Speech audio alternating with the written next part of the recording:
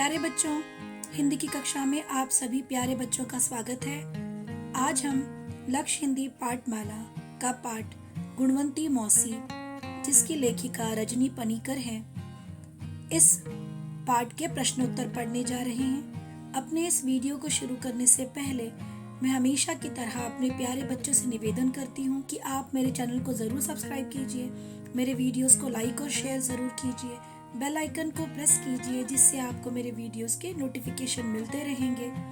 आप सभी का बहुत बहुत धन्यवाद अपने प्रेम और सहयोग के लिए। तो आइए हम अपना वीडियो शुरू करते हैं। इससे पहले हम शब्दार्थ पढ़ेंगे।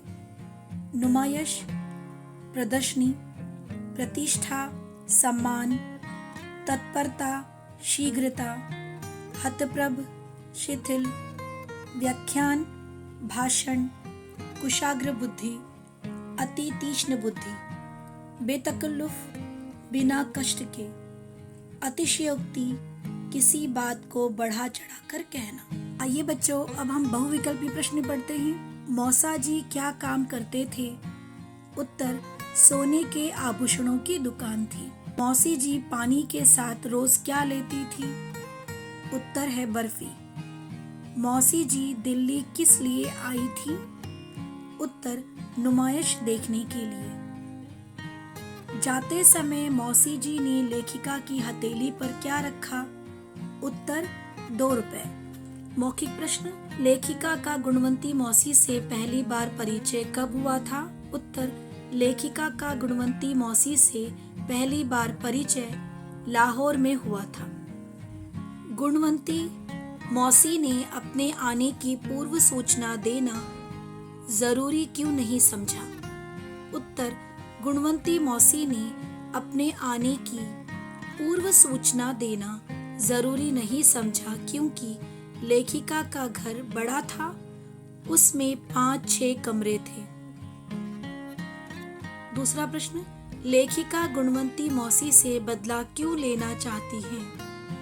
उत्तर, लेखिका ने गुणवंती मौसी के कारण अनेक परेशानियों का सामना किया और पति से भी डांट पड़ी, इसलिए लेखिका गुणवंती मौसी से बदला लेना चाहती है। लिखित प्रश्न, मौसी जी ने लेखिका के घर अपने आप ही रहने का इंतजाम कैसे किया? उत्तर, मौसी जी ने लेखिका के घर रहने के लिए आज्ञा लेने या पूछने की आवश्यकता ही नहीं समझी। वे स्वयं ही सबको बतलाने लगी कि वे सब क्या क्या करें। उनके कथा अनुसार नमस्ते इत्यादि के पश्चात उन्होंने बड़े लड़के से कहा, झट से सब सामान ऊपर ले जाओ।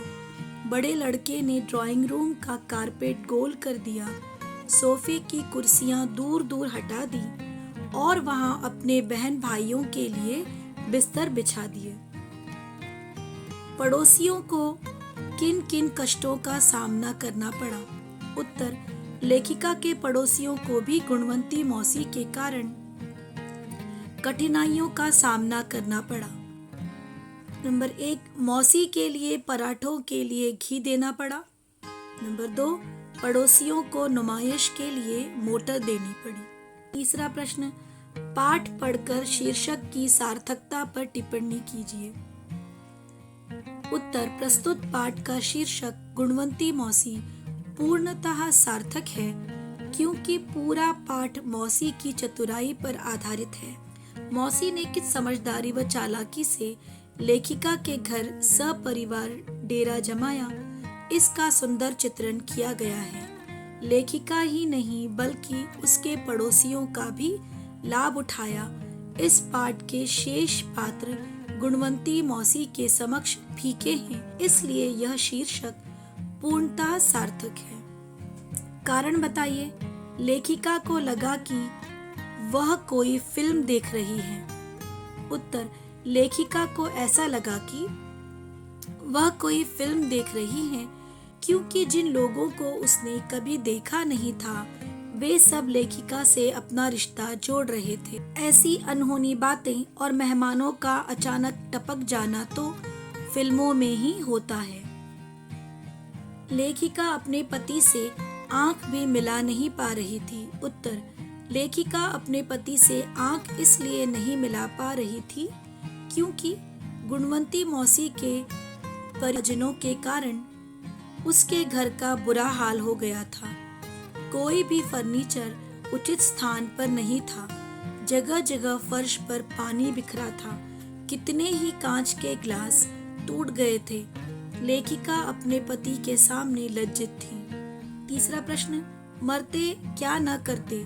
पड़ोसी ने मौसी और उनके परिवार को 2 बार में नुमाइश तक पहुंचाया। उत्तर, जब मौसी ने पड़ोसियों की मोटर के लिए कहा, उनके पास और कोई चारा नहीं था। उन्होंने 2 बार में मौसी के परिवार को नुमाइश तक पहुंचाया। न चाहते हुए भी उन्हें मौसी का साथ देना ही पड़ा। आशय स्पष्ट कीजिए। दिल्ली में 5-6 कमरों का घर हो और हर कमरे के साथ स्नान गृह सटा हो तो आपको औपचारिक विधि से किसी को निमंत्रण देने की आवश्यकता नहीं।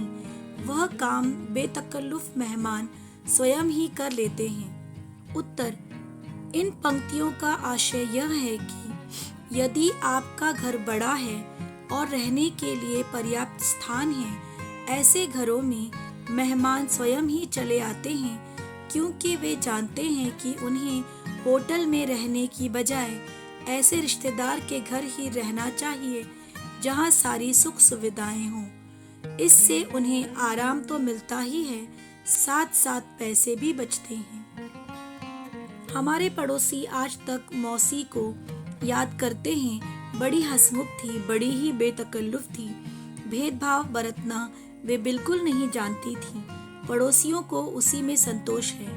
उत्तर, प्रस्तुत पंक्तियों का आशय यह है कि पड़ोसी बेचारे इसी बात से संतुष्ट थे कि मौसी ने लेखिका और उसके पड़ोसियों में कोई अंतर नहीं किया था। उनके हंसी मजाक के स्वभाव को भी पड़ोसी याद करते थे कि मौसी किसी औपचारिकता को नहीं मानती थी।